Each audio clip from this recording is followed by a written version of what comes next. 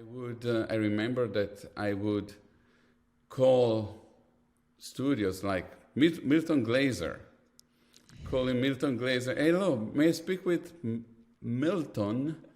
And they would be like, who's speaking? And I am Matteo Bologna. I want to speak with Milton, please. And they would, of course, be very nice and try to tell me to fuck off in a very nice way. And this podcast is brought to you by the Ultimate Lettering Quiz. Find out just how much you really know about letters by taking the quiz for free on martinaflor.com/quiz. Enjoy!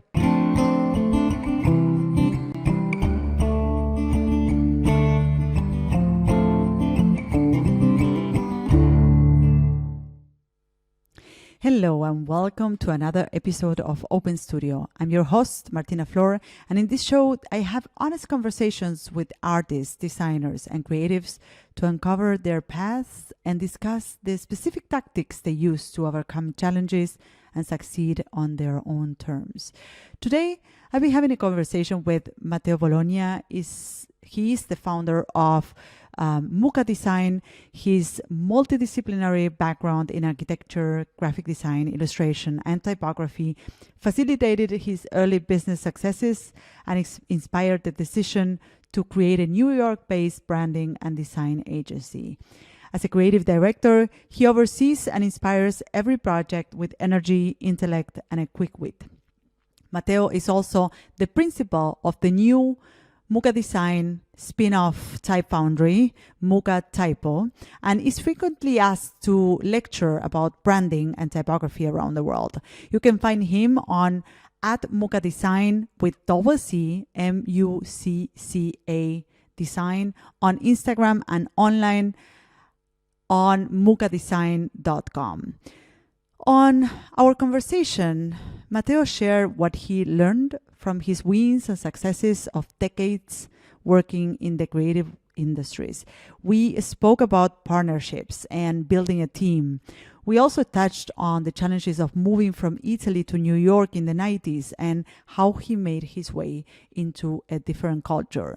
He also shared his experience at downsizing his company and team and the benefits of turning what he calls an orchestra into a band. Enjoy this conversation with Matteo Bologna. Thank you so much, Matteo, for being in the podcast today. How are you doing? I'm great, and thank you for having me. It's such an honor to be interviewed by a friend. It looks like perfect solidification of nepotism. I'm chosen because we are friends, not because I'm good. Thank you very much. Totally. It's just because I wanted to have another chat with you and it's been a while. So I thought, hey, why don't we do it on the podcast? But where is your beer? I have coffee because it's very early here for me. I have water because I have to run the podcast, you know. I wanted to start, I've been reading a little bit about you. I've been doing a little bit of research besides, we have known each other for some years now, and and we have been in contact. You have actually written the foreword for my book. Even when I asked you to do that, you didn't even know me yet, or we just met once, and you decided to say, "Hey, yes, I'm gonna write the foreword for your book." But since then, we've been in touch and we've been good friends, and. It helped that you gave me a lot of money to write the foreword. Oh, yes, absolutely. So I was reading a little bit about you before coming on to the podcast. And, I want to touch today on different topics about your life as a business owner, but also as a creative. So I want to, touch on the fact that you have been, as an born Italian, living in New York for for many years now.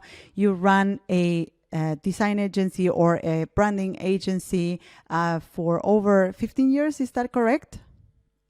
20. Okay, officially Muka Design started in the last century. I think like mid-October 1999. So it's probably close to 21 years. Okay. So you've been running a branding agency for over 21 years, and you came to New York as a graphic designer, and you started from zero, or you started your own business there, right? But before we get into that, because I have a lot of questions around, how it is to run a business, and all the challenges that this involves, but also how it is to move to a new country and learn a new language and live within a different culture from the one you were born in. And I want to start by, the beginning, kind of where you were born. I read somewhere that you grew up or you said yourself that you grew up in a design-aware family, which I wonder, like, what makes a design-aware family? And you were also born in Milan, which is, I would say, is a design-aware city. And I want to dig into that. And I want to ask you, what do you think that these containers had an imprint in the way you see the world and, your path as a creative? Yeah, it's very interesting. I thought about this often, especially living in United States. And I was going to my kindergarten, walking to my kindergarten, and in this street in Milan where I was living actually, called Corso Monforte, where there were a lot of product design, let's say furniture stores. And so I was walking every morning, looking at the windows, being a child. So I was just surrounded by all this fantastic design. I was born in the last year, in the 60s, damn it. Fuck it, I'm so fucking old. Can I say fuck in this podcast? Yeah, you already said it, so go ahead. Okay. So, yes, I was very lucky because I was surrounded by this design that it really became kind of like, second nature of my way to judge things, to look at things, to look at design. And so that's why actually I quit school when I was at the university because I already knew everything, of course, about design. That was a joke. You have to turn on the laugh track. Okay, yeah, true. We will add this in post-production. So, and what are the things that you remember from your design-aware family? What are the things that you would say, like, hey, this definitely made my family design-aware? I don't know. I think my mother always was very judging about things. She hated stuff that were like too ornate. And by default, I kind of like grew up with this kind of like modernist imprint where corners ends like with nothing. There should not be molding or ornaments.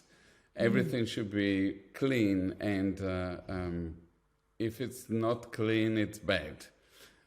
Which, I mean, we were not like, modernist Taliban, but that was kind of like how I was raised. My mother was buying, modern furniture, and so my house was modern. Of course, you say modern, and then it's in the context of a city that has a lot of old buildings. So we were living in an old apartment that was kind of like crumbling, which had all these moldings around the frames of the doors.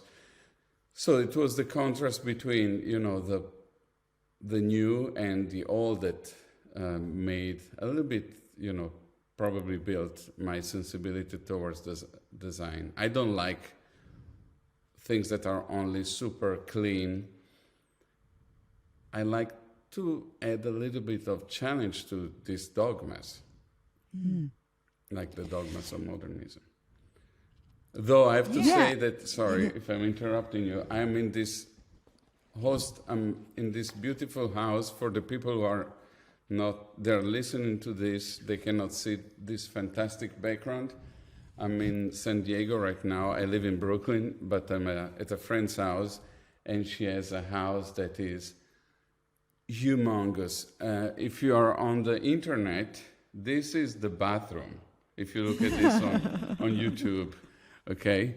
It's actually, for the people who are not looking at this is actually the living room. But the bathroom thing was a joke. Again, thank you very much.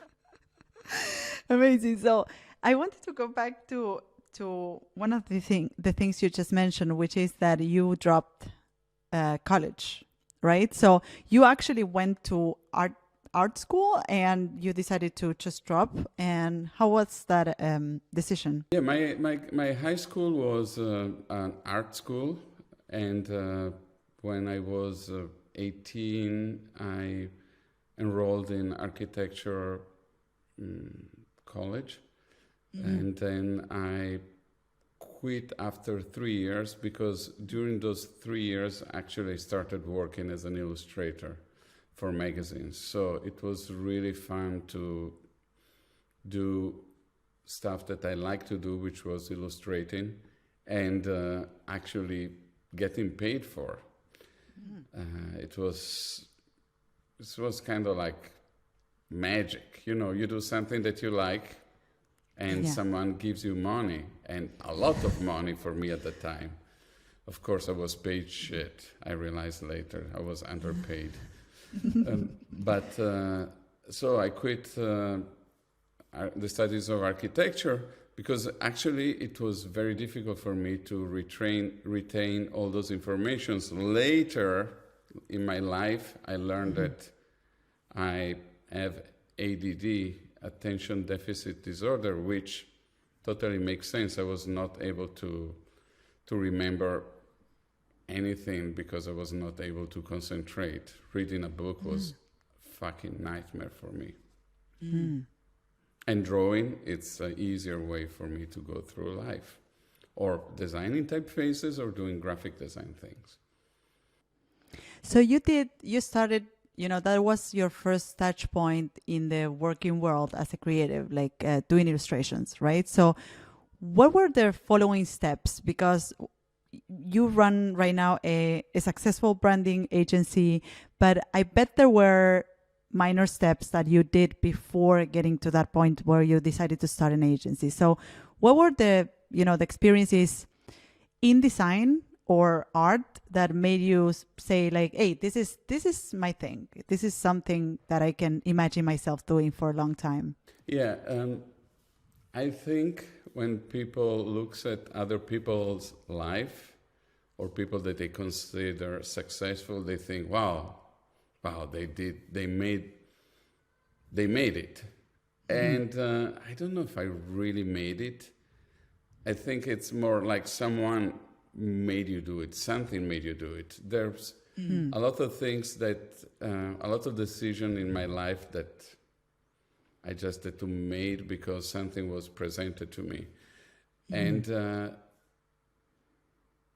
I don't think I really arrived where I am by making decisions. And I'm sure I made a lot of decisions, but it's not like a big decision that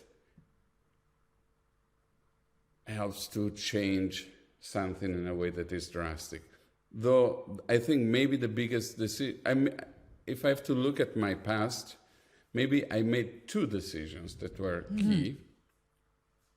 The first one was to buy a Mac because I was starting, I bought it in a moment where I was transitioning from illustrations to graphic design. I didn't know much about graphic design. I started buying graphic design annuals at a bookstore, that all annuals that were coming from United States. This was before the internet. So it was before people in Italy were aware was happening in the rest of the world. by looking at design annuals, actually it was kind of like having a very slow internet connection, because by opening a design annual in 1885, you were looking at stuff that was that has been finished to produced probably in 1883, and then sent to the annual, the award company, award institution who makes these books, like the Art Directors Club or the Type Directors Club. And then they would print it. It would take 1 year to be printed, and then they would reach Italy like 3 years ago after. So by the time the idea happened to the time that it reached my young mind of excited designer or aspiring designer, it took really probably 3 years. And so I started being in love with this graphic design thing, and I tried to do it in the traditional way with ink and rulers and French curves, and I really sucked at that. My mechanicals were terrible. They were all dirty, the smudges of ink everywhere. And then I started looking for, it was the moment where you could hear that there was this thing called desktop publishing. And so I bought a computer, which actually I didn't buy a computer, I leased a computer, because it was costing, I think I paid the equivalent of like $700 a month for a computer. Like, What? That's a bunch of money, actually. Computer and a printer. It was crazy, crazy expensive. And so I was paying for my computer with the money that I was making with my illustration job. So you were actually breaking even. Yes. And thanks to my mother, who was very nice and still had me as her roommate in the apartment, where I was sleeping, I was fed, and I actually was using one of the rooms as my office, because we had this big apartment, and one room was my office. So I had an office, sleeping quarters, and food.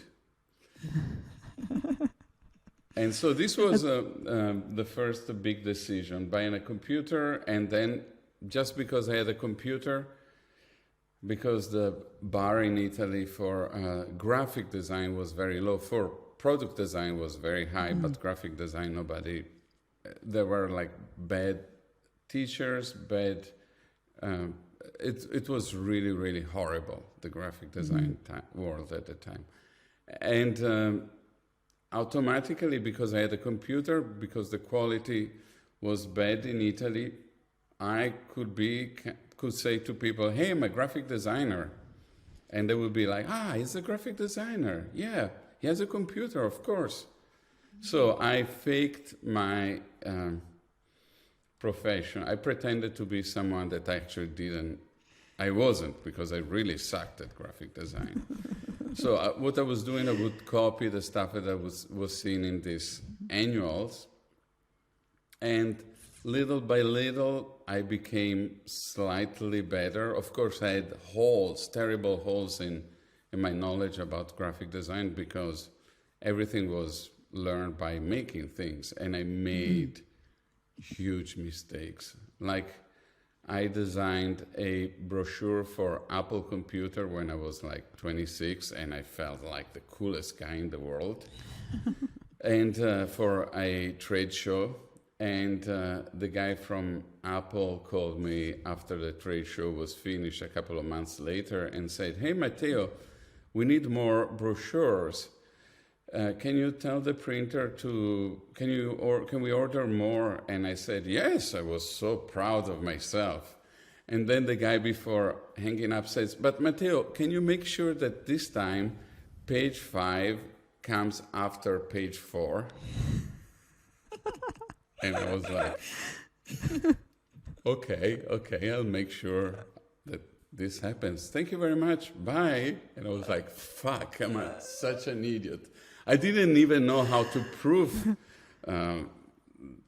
before going on press.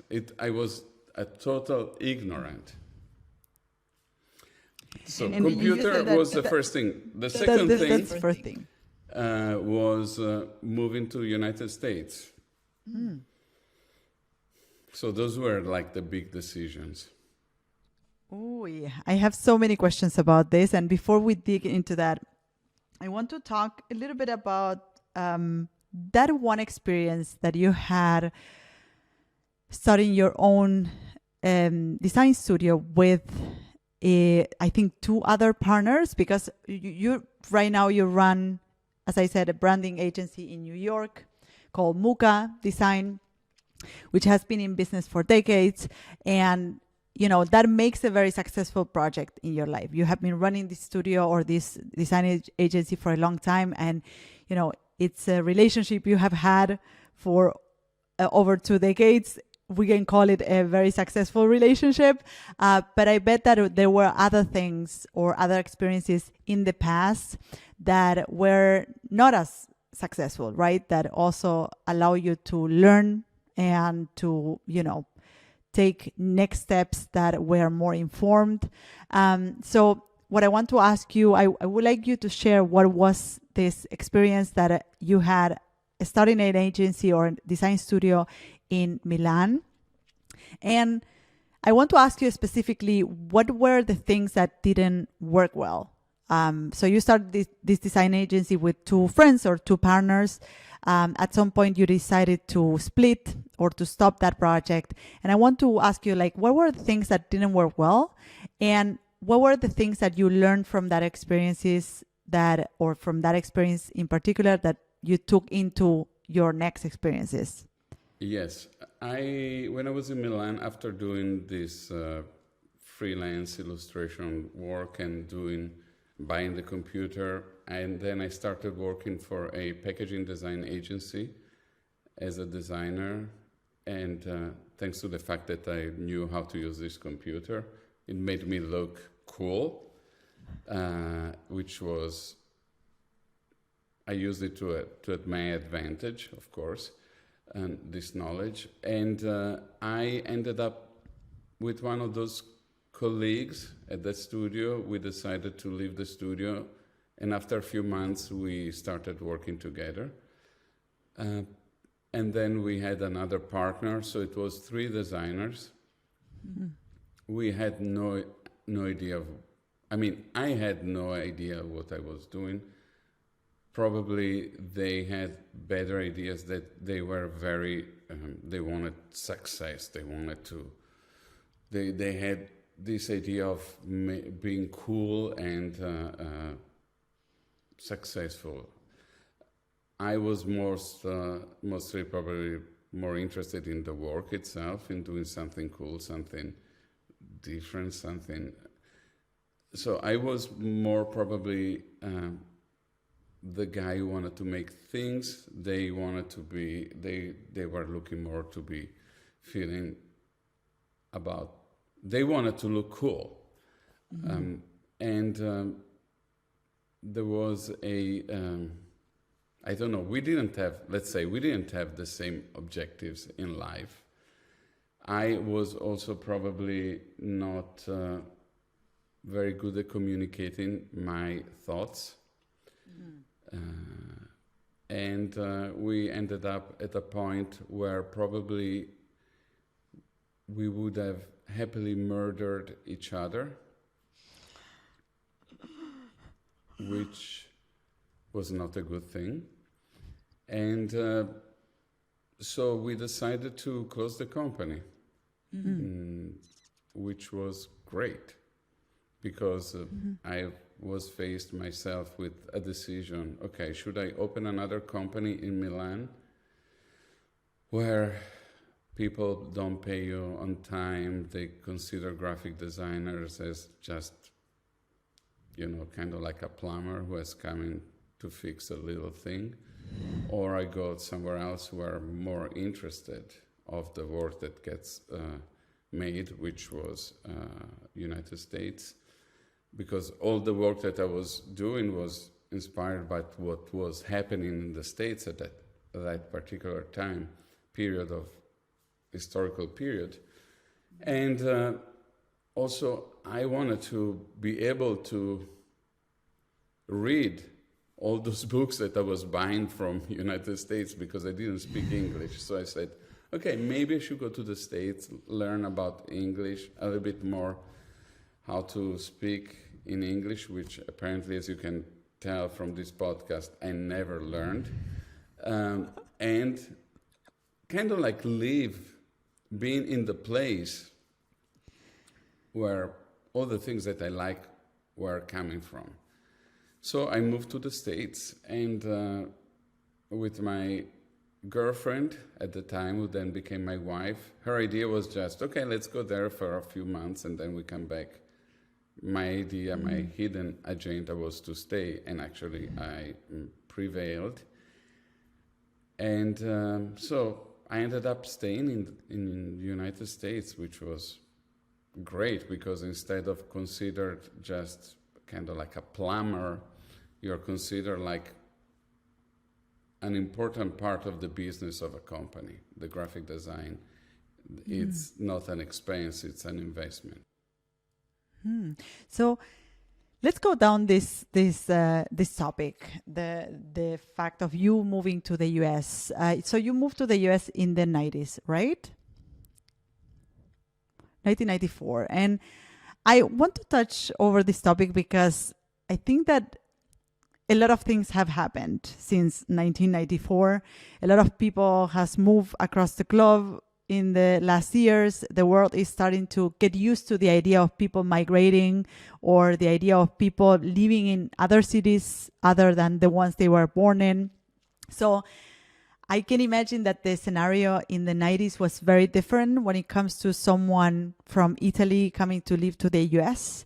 And I want to ask you, what were the first challenges that you faced when you moved to the US, considering that you were an Italian, not speaking the language, and you were a graphic designer, which probably opened a lot of doors for you, or actually made you, open the doors of a certain community for you.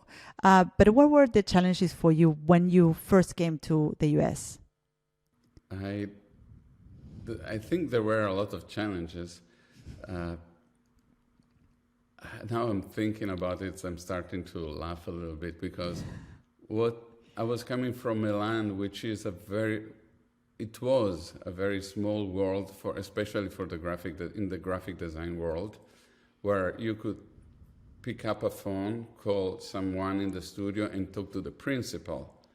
And probably actually the principal would pick up the phone. You didn't even have to go through receptionists. And I remember that I would call studios like Milton Glaser, calling Milton Glaser, hello, may I speak with Milton? And they would be like, who's speaking? And I am Matteo Bologna. I want to speak with Milton, please. And they would, of course, be very nice and try to tell me to fuck off in a very nice way. And actually there was this thing that was very funny for me to think about it right now. There was this thing that was called the drop-off day. Mm-hmm.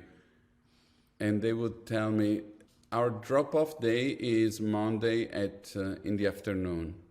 And I would be like, oh, thank you very much. I remember hanging up and then calling them back and say, excuse me, what is drop-off? Because I had no idea that there was this practice where all the designers who wanted to work for certain studios or magazines or agencies, they had to drop off their portfolio on Monday afternoon after 2 o'clock at the reception, and you would pick it up 2 or 3 days later or the day after the art director in that place would look at the portfolios. So every day, every week, these studios had the portfolio day where they would see portfolios from candidates and go through the portfolio and eventually hire or talk to these candidates to see if they were good match for their firms. It was so weird. Definitely pre-internet. So you sort of brought your the kind of mindset or the way that the things work back home into this new experience in the US, right? So you were just operating as if you were in Milan. Yeah, absolutely. And as a matter of fact, I started to meet mostly with designers who also spoke Italian. So one of the first people that I met in New York was Louise Feely, who was my design idol. She still is my design idol. And she was super nice. And for me, it was like a great experience. I started learning about studios by meeting people who would speak Italian.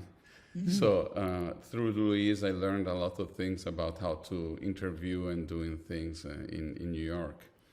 So yes, the challenges was language, which of course brought me to meet a lot of people who were aware of the Italian world, the Italian language, and then work permit. Actually, I realized later that was after a few weeks that was a challenge. Thankfully, I was able to work. A little detail. Yeah, it was a little detail. I didn't know you needed, because I went there. I was like, okay, let's just try and see what the fuck is gonna happen. And after a while, I was able to find someone a company who wanted to hire me and sponsor me. And so I got a visa, which was great. And it's interesting because sometimes this attitude or this mindset of like, well, I'm just going there and see what, how it turns out, sometimes saves you from worrying about all of the things that you need to nail before doing something. Because if you would have known that up front, you may have not done it, like you may have said like, hey, it's better here home. Like I can find my way in my city. And sometimes not knowing the things that it involves doing something, sometimes it's helpful. Ignorance was a bliss, I have to say, because I was really cocky in a certain way. I thought I was cool, and actually I was probably a shit designer. And but this ignorance really helped me a lot because I opened doors that I probably should not even have. I would have not considered to open if I knew what they were before. Fear would have stopped me to do certain things. Yeah. And you know what? I want to ask you a little bit about this because if there's something I really admire you for and that I find really great about you is that you are, how can I say this? Like you're very much yourself. Like you're beautiful, handsome, talented, but you're also very much yourself. You're funny, you're fun to hang out with, you are cocky, as you said, you are very honest. And I would say that also you are a little bit of the cliche of an Italian, if you allow me. And this is for the people on the internet. They don't see, on YouTube, they can see this. For the people in the audio world, I'm raising a middle finger. Thank you very much for putting me in a category. Thank you very much. Yeah, I mean, but it's like, but it's funny because the first time that I met you, you were speaking about this Italian that is living in New York, and you speak about yourself about like I'm this Italian living in New York and coming with all these comments and these jokes at people, and sometimes they are a little bit like wondering like, who is this guy about, and I really admire that from you, that you managed to stay in a way, true to yourself. And so that you understand where I'm coming from with my question, I feel that, I'm also an immigrant living in a different place that were the place where I was born. I was born in Argentina. I moved to Berlin over 10 years ago. And I know that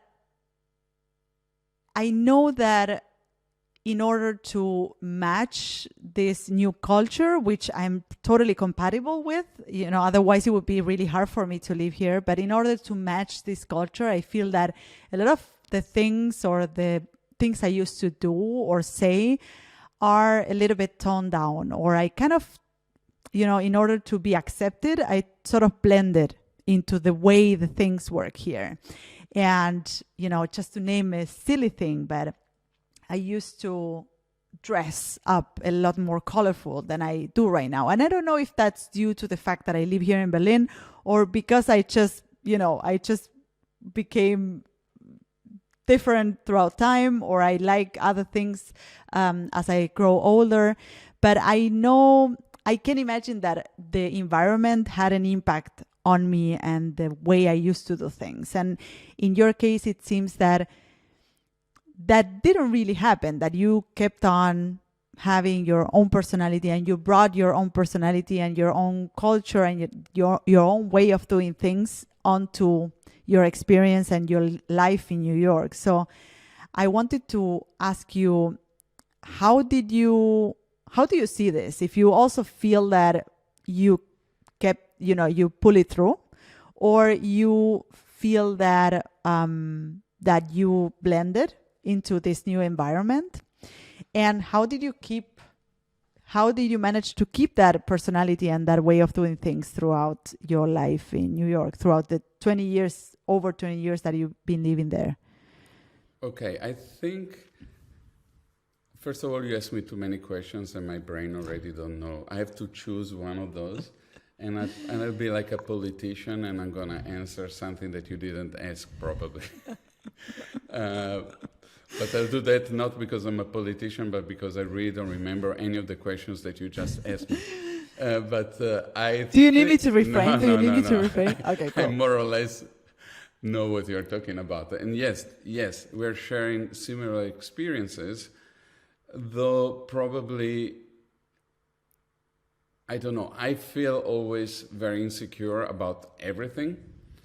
So the thing that I'm mostly insecure, of course, is the language. And it's not specific to English, it's specific to being able to talk about things and say things that make sense to the other person and feel that I need to be intelligent with my answers. So I try to use my deficiencies into advantages. So the fact that I didn't speak English very well, or that I still don't speak English very well, I use it a little bit as a weapon. I use it, as a kind of like, oh, you're so cute, you speak with this Italian accent. And so sometimes I play with that because it serves me in certain ways. Sometimes it totally deserves me because I don't know how to say certain things. And to go to a certain world, I need to go through big loops. Yes, of course, I have a personality, I have opinions, I have ideas, and I use it in a way that maybe is more expressive that Americans would do, or probably Germans thinks that you should go to an asylum because you're expressing feelings.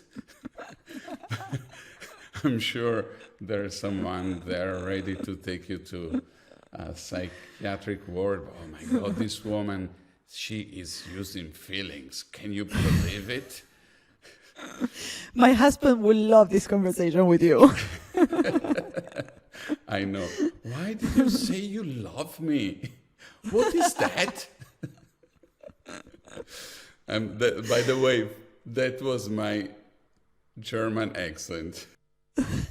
Okay, good.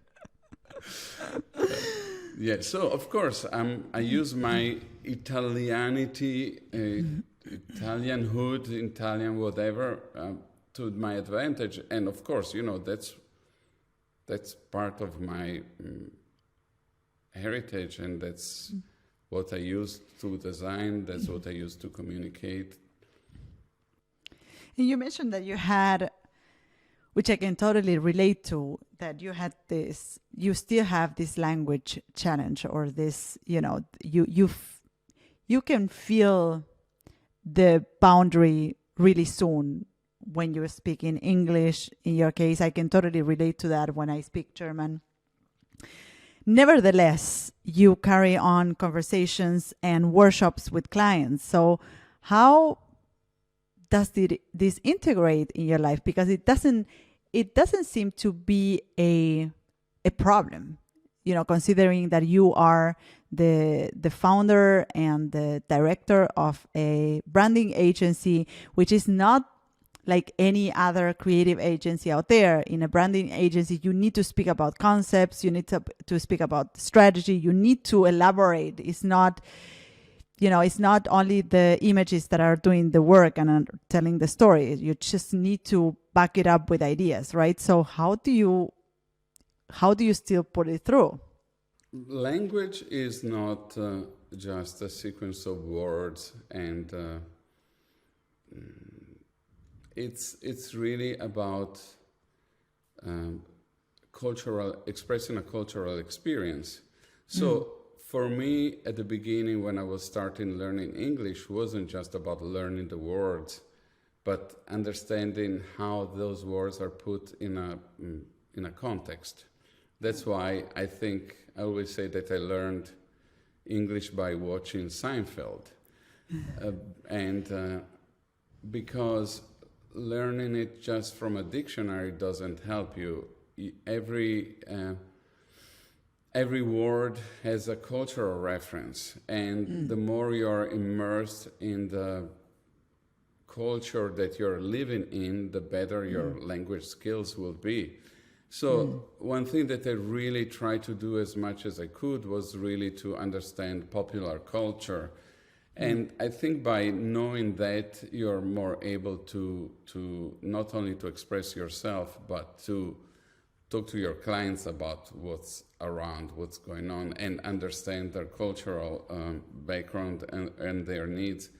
Of course, my heritage is different from the one of my client, which is often a good weapon for them to use me, because I can see things, and my colleagues, a lot of my colleagues are not from United States, to use it in a way that helps to see the world from different points of view, and so to contribute in a way that is actually how things should be, not everything. When you say something it's American, of course, it means that it's coming from 3,000 different cultures, because America is a place of immigrants, even though apparently a lot of people don't want immigrants because they're still in their jobs. In my case, I give jobs to a lot of Americans also. So I think, and by the way, I'm an immigrant. Sorry, this was a little political joke. But yes, I think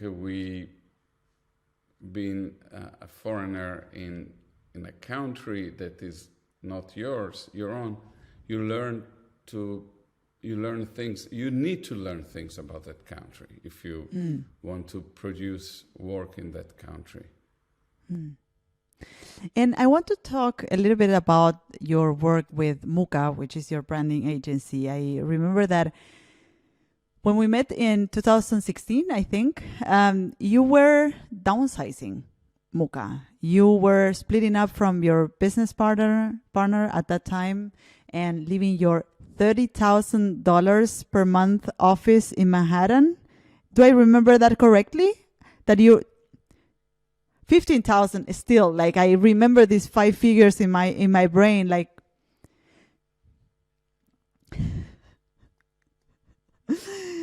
yeah. And at that time you were moving to a smaller office in Manhattan with a smaller team. And when you told me this, I remember you were really burned out and you were really exhausted by all of this process. And also this is why you also decided to downsize, no? And at that time you were reading this book, or you had just read this book called The E-Myth by Michael Gerber, which you recommended to me and I read later on, and it really changed or had an impact on my business. I would say that there's a before and after that book, really. So I really appreciate you for giving me that book and having, allowing me to change the steps or the things I was doing in my business. I will add this book to the show notes for those listening. And you told me that actually downsizing, according to that book at least, downsizing is not the wise thing to do. And, like sort of like the book said that downsizing a business is like, dying, kind of letting that business die. But it seems that it has worked for you. Like after 5 years, 2016, after 7 years, Muka is a very healthy agency with a very stable team, and you keep on going. So I wanted to ask you, what was this process like? What was, this process of downsizing, and what are your biggest takeaways from that? Because before you answer this question, because I feel that in the present world, the only path possible is to grow, to always grow. And in your case, when I look at your experience, you decided to downsize, and that seems like a much better or healthier scheme for you. And I want to ask you how that process was, and what did you learn from that? Or what are your biggest takeaways? Okay, I think there's two topics here that we can talk about. One is about partnerships and the fact that probably I was just a terrible business partner, and I was not able to maintain a healthy partnership. And why? Can I ask you why? I think I was not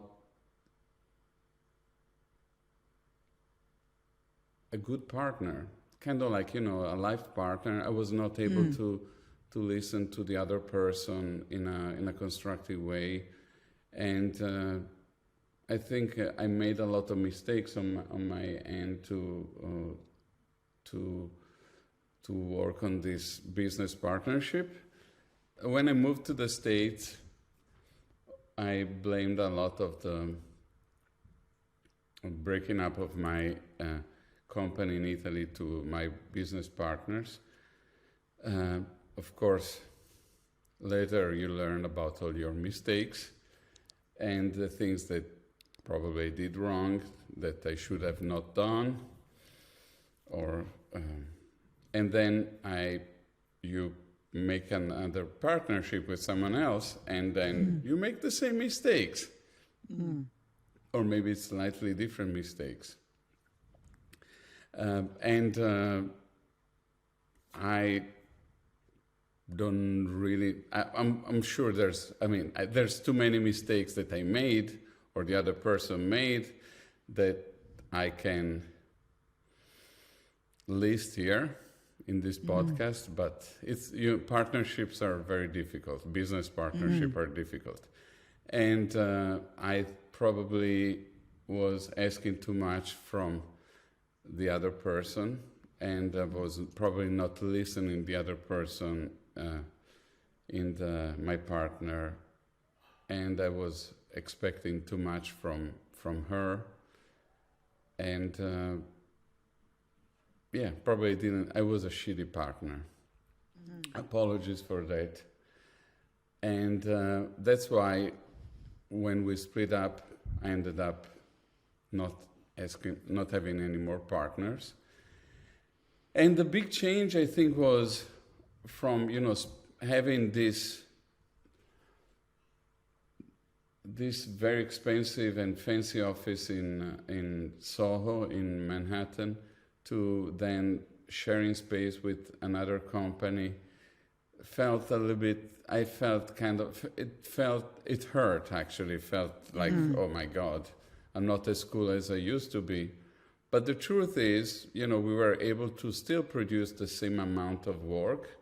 The work was really good. Actually, I think the work became way better. And my team was becoming smaller. It was easier to communicate. And it was like from directing an orchestra that was very dysfunctional to playing and working with a band that has amazing musicians, still amazing musicians. All the musicians that I always had in my orchestra first, and then the band were always very good. But now, being a smaller band, it was really incredible. You could have people that you just say, okay, let's play this song, and automatically everyone knows how to play the song without any directions. So the team now, it's incredible. And the most amazing thing is that the team is dispersed all over the world. Our design director now works from New Zealand.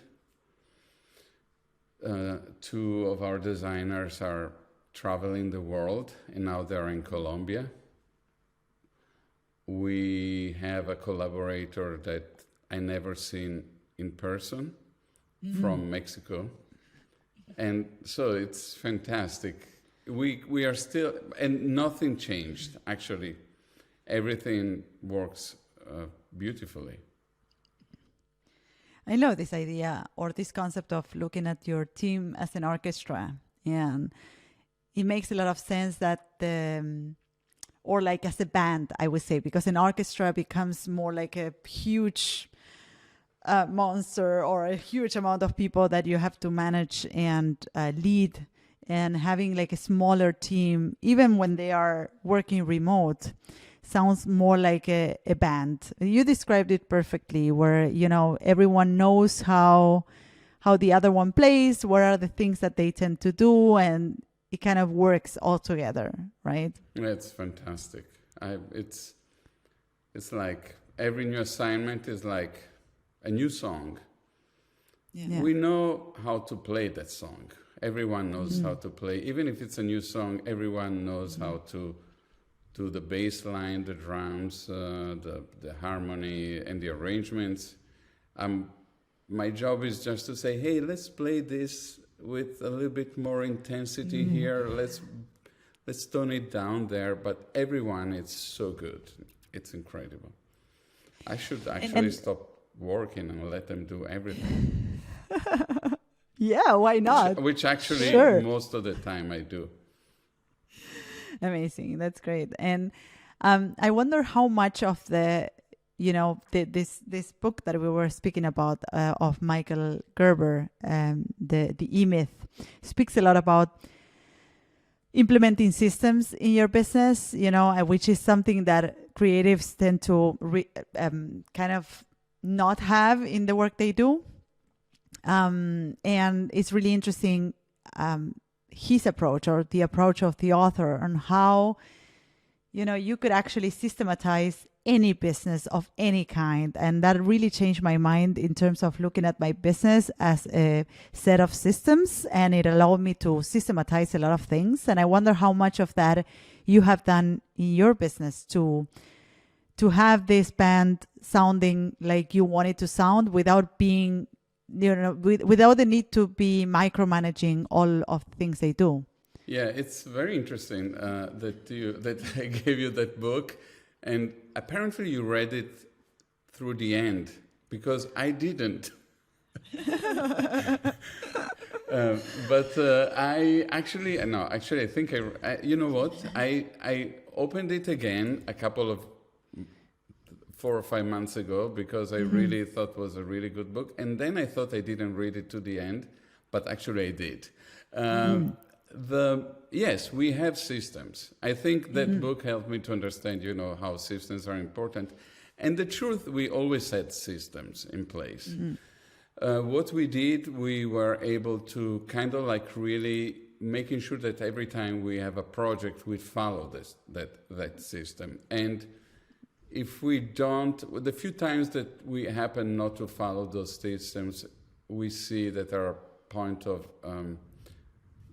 that are not really working. The project doesn't go as it's supposed to go if we don't follow those systems. The results are more difficult to achieve in a non-painful way. Can you give an example of what those systems are, or some of those systems are, for those listening? Because I know that, our listeners are creatives or illustrators or, designers. And I know that not everyone is acquainted with the idea of having a system. So how does a system look like in a design business?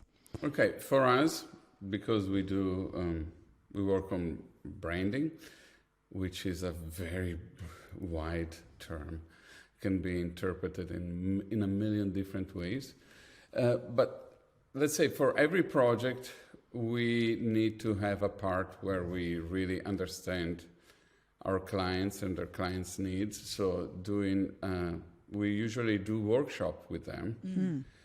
And it's a couple of days workshop where we really try to understand the project and their needs, try to define their goals, and and sometimes question their goals. So these workshops are structured to ask questions so that often the client really understand how to give us the brief better.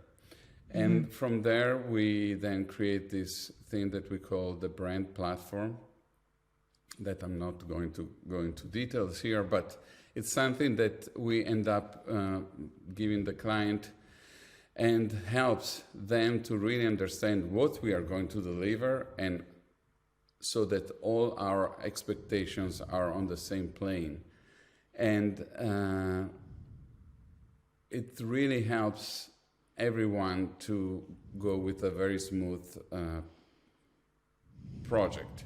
So whenever we present something, because the brand platform is being agreed with amongst us, there's no one who comes and says, no, I don't like it. And you don't know why they don't like it. If they don't like it, we need to go back to this brand platform and say, hey, you don't like it because it doesn't match one of these points of this platform, or because this morning you woke up cranky. If you woke up cranky, fuck you. Let's go back to what we agreed to the project. The project says that this is what we are going to do. And if we want to sway from this, let's do it. You have to pay us more. Because we are changing the project. And it's not anymore what we all were working towards. That's a great way of, when it comes to creativity, there's so much back and forth and ideas flowing around and brainstorming and all of this. And that's a great way of having a structure, putting numbers on things and putting names on things, and kind of having some sort of a structure that keeps you accountable, yourself and the client. And I think that's so important for you to understand what's the work that needs to be done, but also for the client to understand, hey, where are we heading towards, right? And if we decide to head towards a different direction, then we need to shift a couple of things, not only the kind of work we're doing, but also the kind of money you will be paying for that work. It's a very good way to keep everyone on the same objective. And it helps us whenever we always say that once we have a very strong brand platform, it's very easy for everyone to make decisions, because if you don't have an answer, there's a problem that is coming up. You go back to this brand platform and read it, and an answer is already there in some way. So it helps everyone to move forward with the project in a very healthy way and maintain the core of the brand strong. That's great. And, similarly in the work I do, I keep a certain briefing or a certain structure for a briefing where all the, different items are accounted for. So, what do we want to communicate, or what is, what's the atmosphere we want to convey? And, this is sort of like the structure from which the work is done. And it's clear for both the client and the illustrator or the designer, in my case. And it keeps also the things clear and kind of like the conflicts away, right? Yeah, there's if no everything conflict. is clear. Yeah, if everything has been agreed and you smooth all the angles and you know where we are going, it's beautiful. And the few times that we skip that part is when then we have to go through hoops trying to convince the client or trying to explain the client why those things are in that way. Everything becomes too instinctual. And you say, if that morning I wake up and I like pink in that particular day, I'm going to show the client pink. And the client would say, why is this pink? And I would say, because I like it. This doesn't really work. Because, I may be right that pink is the right color, but if there's not a conversation to get to that color, to give a meaning, a semantic meaning to that color that is related to what the audience of this particular brand needs. If there's no need for the color, it's just, it's just an ego trip. Yeah. And Totally. the ego trips are not serving clients, I think. Yeah, that makes a lot of sense. And before we wrap up the conversation, I want to ask you, and this is something I asked to a lot of our guests, which is like, based on your experience and your own path, coming from Italy to New York and starting your own agency and having all of these things, or experiencing all of the things that you experience in between, of working as an illustrator, buying your first computer and faking it until you made it as a designer. What would you say to someone that is just starting? What are the things that, perhaps to narrow down the question, what are the things that they could focus on first? Of course, try to know your craft very well. Craft, definitely, it's very important, because of course you can fake everything. And the thing is, you don't need to be perfect now. You will never be perfect, ever. You'll be good enough. And even if you see someone or work of someone else and you think it's perfect, it's fantastic, I'm sure they are very doubtful about their output. So everyone poops in the same way. We are all the same people. So don't think that there is someone that is much better than you. You can definitely, if you really want to become great and better, you can. Just do the work and try to have fun while you do it. Don't do stuff that you don't like. Quit your job if you don't like it. I love that. So focus on your craft first. Quit your job if you don't like it. Thank you so much for chatting with me today, Matteo. It's been great. And lastly, where can listeners find you? It's okay. I think we have an Instagram account, which I stopped doing my personal long time ago, but we have Muka Design, at Muka Design, and there is also our type Muka found, with double C. MUCCA Design, and then there is Muka Typo, MUCCA TYPO, which is our type foundry, where you can mostly see announcement for my type classes. I often give type workshops, type design workshops, and I mostly use that channel to advertise those classes. Amazing. So I'm going to add all of this to the show notes so that listeners can find you. Thank you so much for being here today, for chatting with me. Thank you for having me. I'm so glad that you're doing this. You're amazing. I don't know how you can do all this kind of stuff, plus kids, plus German husband. I don't know. You're amazing. I just pay to a lot of people to do the work for me. That's good. That's good. That's good. How many people are in your studio now? We are also a remote team, like mostly. So we have our senior designer. With him, we work often every day, almost like side by side. Then we have a project manager. We also have our social media person. We have someone doing our email marketing. So we have a lot of collaborators that contribute to the studio. I also have, my husband that supports me whenever I need to do a certain project, or our babysitter that is a key person in our life. So yes. Yeah, so oftentimes I think I can really resonate with what you were saying before, that people tend to see other people for their successes, and they forget that all of the steps that brought that person to that point.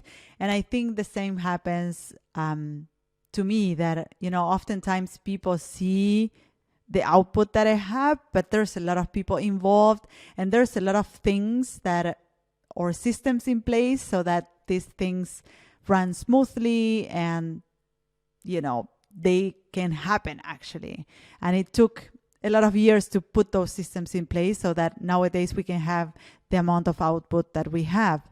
But yeah, I'm not alone in this, and as you are not alone in your own band playing your music, right? So that it takes a lot of people it takes some people to have that kind of output.